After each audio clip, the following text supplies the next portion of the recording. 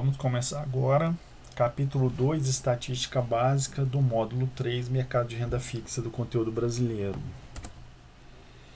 A gente vai trazer aqui os conceitos de estatística que são cobrados, são simples, médias, média aritmética, média geométrica. Eu vou ensinar para vocês aqui retornos médios de ativos da bolsa, né? Eu vou ensinar também desvio padrão, variância, covariância e basicamente é isso, é o que tem sido cobrado. A gente também tem a parte do cálculo do risco de uma carteira, né, que é mais cobrado no conteúdo global, mas pelo que está na ementa da PMEC, quando se fala de risco e retorno de carteiras, né, teoria do portfólio, pode ser cobrado aqui também, né? Então a gente vai estudar aí como se calcula, pelo menos até a matriz 3x3, né, até uma carteira com 3 ativos, porque se for uma carteira maior, aí o tempo para você calcular a matriz de variância e covariância é muito demorado e eu acho que não é o caso de cobrar isso numa prova de 1h30, 2 horas. Então a gente vai chegar até cálculo de risco de uma carteira, 2x2, 3x3, uma carteira com 3 ativos, acho que é o máximo que dá para aceitar de ser cobrado numa prova da PMEC, né? Bom, eu trouxe aqui, a gente começa aqui falando de tendência de crescimento, né?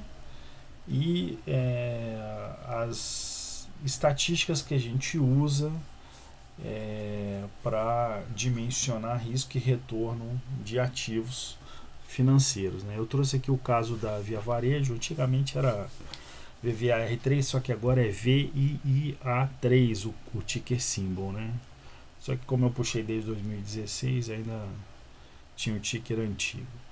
Aqui foi puxado até, se não me engano, 2020, final de 2020. Então eu tenho aí 4 anos de preços, né? Essa queda abrupta aqui foi a pandemia, né? Lá em março de 2021, né? Então, na verdade, esse gráfico parece que é até 2021. Bom, o que interessa aqui é o seguinte, aqui mesmo com esses altos e baixos aqui, a gente percebe uma tendência de crescimento, mas com uma volatilidade bem considerável dos preços. O que a gente faz normalmente, estatisticamente, para poder lidar com a questão de calcular o risco, né, de um ativo e a correlação desse ativo com o índice da bolsa, por exemplo, né? A gente tira a tendência de crescimento, a gente torna a série de preços que tem quase sempre uma tendência de crescimento em uma série de retornos diários que não tem tendência de crescimento. Os retornos diários, eles sempre vão girar ali em torno de zero, ou seja, o retorno médio diário de um ativo com alta liquidez é nulo, praticamente nulo. Então ele gira em torno de zero. Então eu posso dizer que a série de retornos diários de um ativo líquido da bolsa é uma série estacionária. Com uma série estacionária, aí sim a gente pode fazer análise estatística sem viés, né? Porque como não há tendência de crescimento, quando você pega duas variáveis com tendência de crescimento, naturalmente elas vão dar correlação positiva, o que nem sempre é verdadeiro, porque você pode ter situações em que o ativo ele pode ser mais volátil em termos de retornos diários do que os retornos do índice da bolsa, por exemplo. E aí você vai ter uma situação em que esse risco desse ativo descola, né, do risco da própria bolsa de uma forma geral. Nessa situação aqui, nesse exemplo que eu trouxe da Via Varejo, eu confrontei os retornos diretos da Via Varejo com o índice Bovespa. E além disso, eu peguei esses retornos diários aqui e calculei a frequência com que cada retorno diário, cada patamar, né, cada faixa de retorno diário aparece nessa minha janela aqui de 495 retornos aritméticos. Foi até 2020, né? 496. Aqui não, essa janela é menor, né? É só 2 anos. Eu tenho aqui 2 anos de amostra, 496 preços diários, então vão me dar 495 retornos diários. E perceba que o retorno diário médio foi próximo de zero, 0,38% ao dia de média. E, além disso, o desvio padrão dos retornos diários, né, ficou em 4,68%. Você pode dizer que 3 desvios para mais e 3 desvios para menos da média, você pega 99,76% dos dados, se não me engano. Você pode admitir que esses retornos diários obedeceram uma distribuição normal, olhando esse gráfico aqui. Eu separei aqui, cada barrinha dessa é uma faixa de variação em torno da média, que é próxima de zero. Perceba que os valores de retornos diários próximos do retorno médio, que é quase zero, são bem mais frequentes, né? Esses retornos aqui, ó, em volta da média, são bem mais frequentes do que os retornos mais afastados da média. E, de certa forma, você pode visualizar aqui uma distribuição bem próxima da normal. Eu até plotei aqui uma curva em azul, uma linha azul, para mostrar que a distribuição é bem próxima da normal. O que significa dizer que os valores médio, né, o retorno médio, o retorno da moda, que é a mais frequente, que é essa daqui de cima, e o retorno da mediana. O que é a mediana? É você pegar toda a distribuição de retornos e plotar exatamente o meio. Aqui está um pouquinho deslocado para a esquerda, mas se você eliminar esses outliers aqui, que são bem pouquinhos, a curva dá uma empurradinha para a direita, tornando a mediana mais próxima aqui da média e da moda. Quando você tem a interseção completa desses três, média, moda e mediana, você tem uma distribuição normal. Que outras observações a gente pode fazer? Bom, como eu calculei o retorno basicamente é a variação do preço de um dia para o outro, dividido pelo primeiro dia, pelo preço do primeiro dia, né? Então é isso aqui, retorno aritmético é o preço da data I menos o preço da data I menos 1, quer dizer, o deltazinho, né? É a variação de um dia para o outro, dividido pelo preço do dia anterior. Então é uma variação percentual, né? Diária. Né? Dessa forma, eu transformo uma série com tendência de crescimento de preços para uma série estacionária de retornos diários. Eu trago aqui a questão do retorno geométrico. Esse retorno que eu calculo é aritmético, mas o mercado financeiro, de forma geral, os analistas, eles gostam de usar o retorno geométrico porque com ele você pode fazer somas.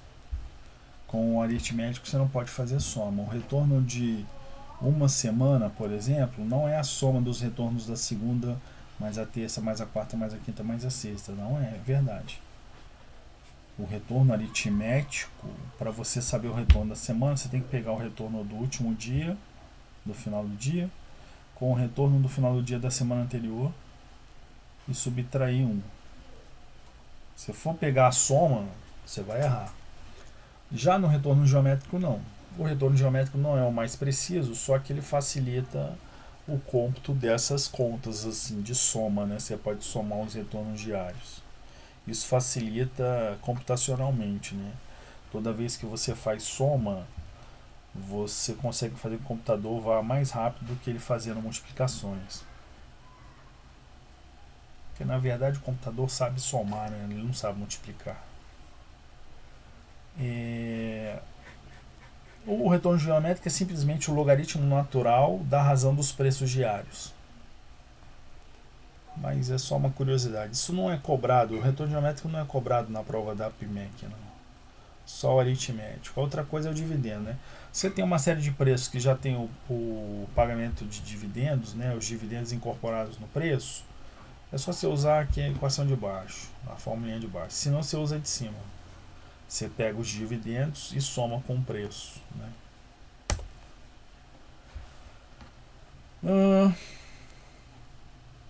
Sobre a distribuição normal de probabilidade, o que é importante você saber?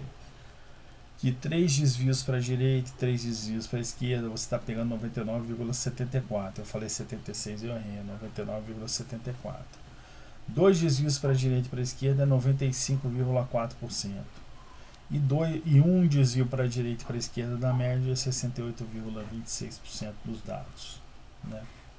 Para saber como é o desenho de uma distribuição normal, então você só precisa de duas informações: média e desvio padrão. Que é a boca de sino, né? Ela vai ser padrão, né?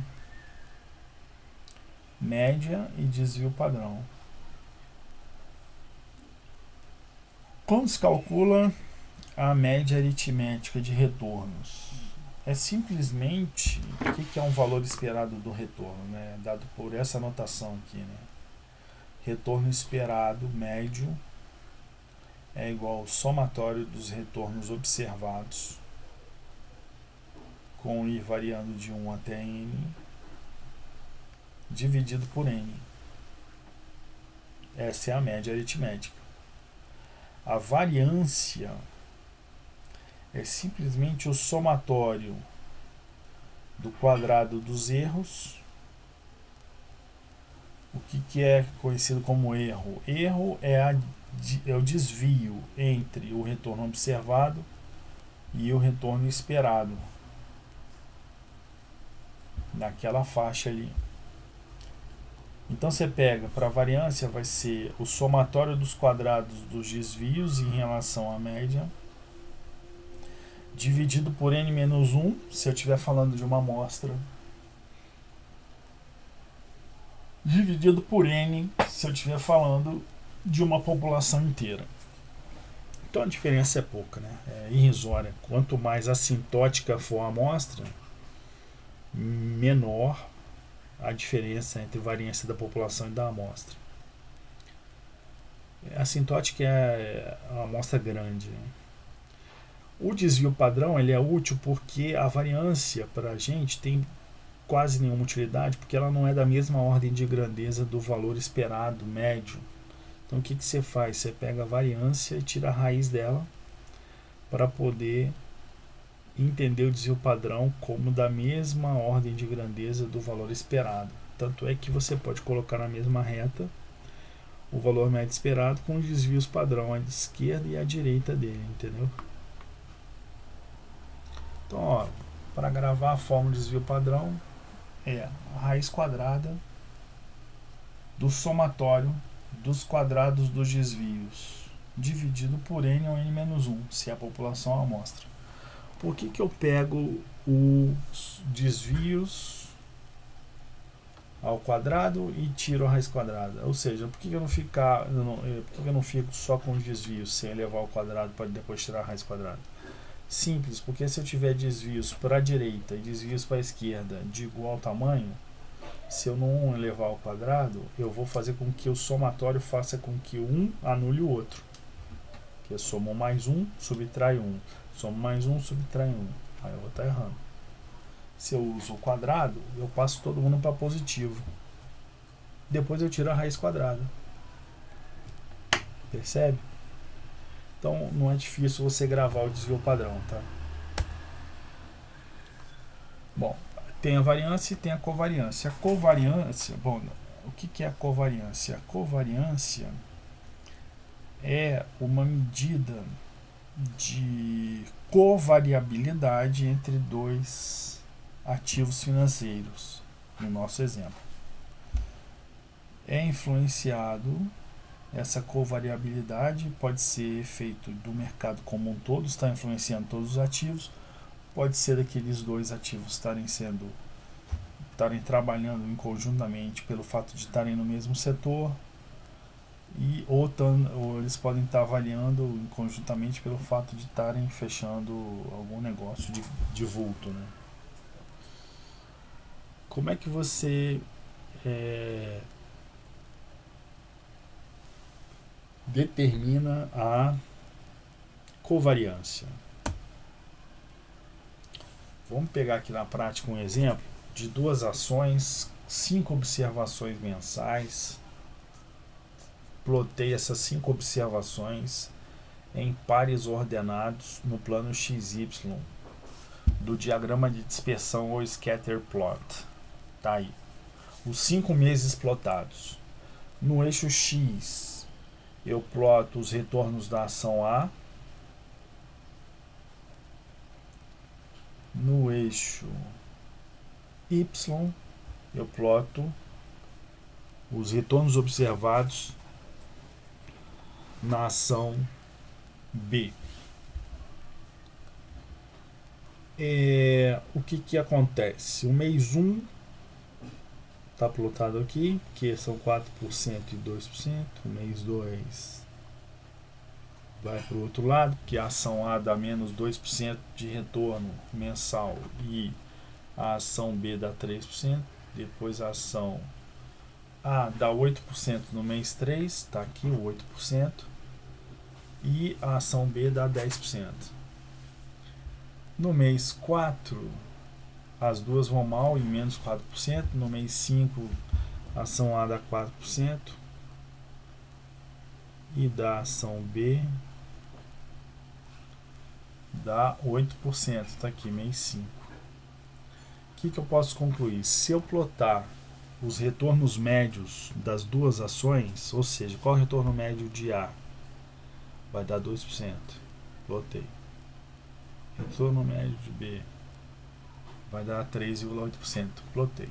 Aí, esses dois novos eixos podem dividir o plano XY em 4 quadrantes. Primeiro, segundo, terceiro e quarto quadrantes. Qual a utilidade disso?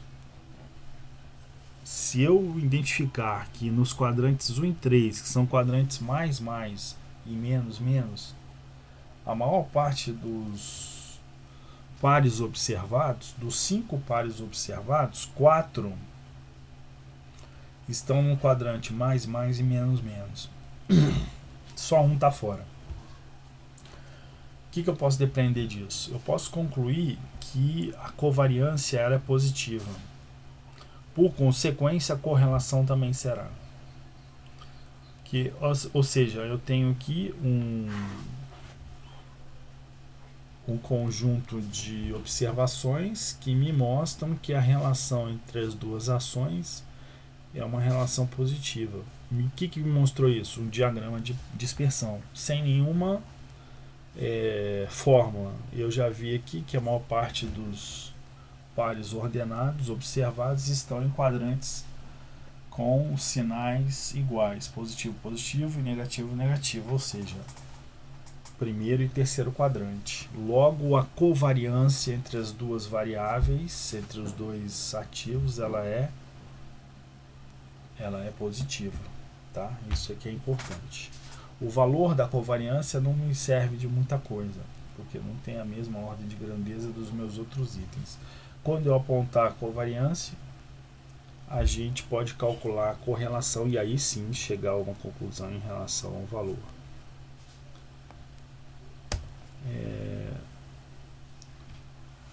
Bom, conceito de covariância a gente viu visualmente no gráfico. Aqui eu estou trazendo a fórmula, que é essa daí, né? Vai ser o somatório do produto dos desvios simples, né, sem elevar ao quadrado, dos pontos observados e as duas faixas que foram colocadas lá. a faixa do RB médio e a faixa do RA médio. Que é positivo, né? E quando esse cara for positivo, você vai ter a covariância positiva. N-1 para a amostra, para a população é um detalhe bobo ali. Bom, com a covariância na mão, eu sou capaz de identificar, calcular a covariância.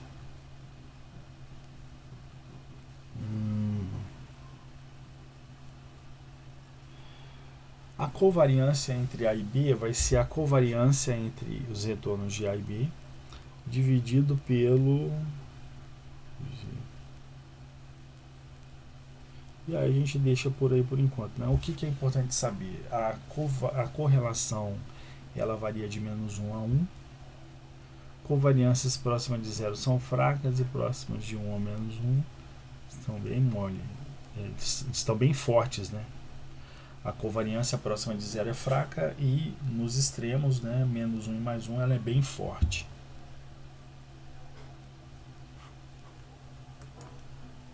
Exemplos: correlação positiva perfeita. Todos os pontos no scatter plot ou no mapeamento, né, no diagrama de dispersão, correlação positiva perfeita quando os pontos, os pares ordenados, cumprem uma reta, né, passam por cima de uma reta. Do lado direito aqui, uma correlação positiva perfeita também. E embaixo uma correlação negativa perfeita e do lado uma correlação positiva imperfeita. Bom, são possíveis exemplos, né? Correlação positiva perfeita é +1, negativa perfeita é -1.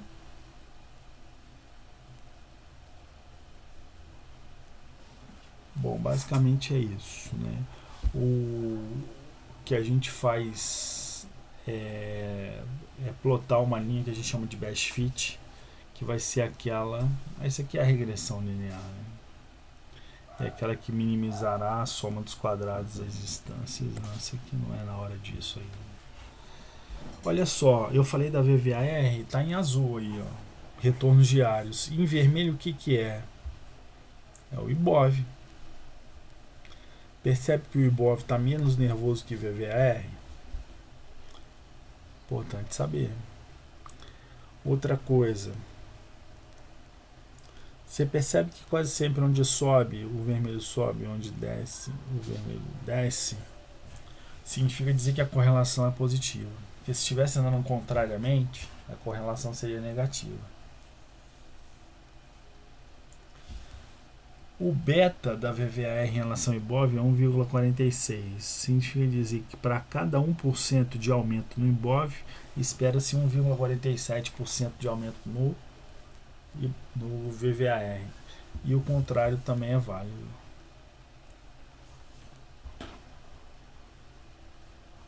Vamos segurar aqui. Ixi, 23 minutos. Continuando daqui a pouco.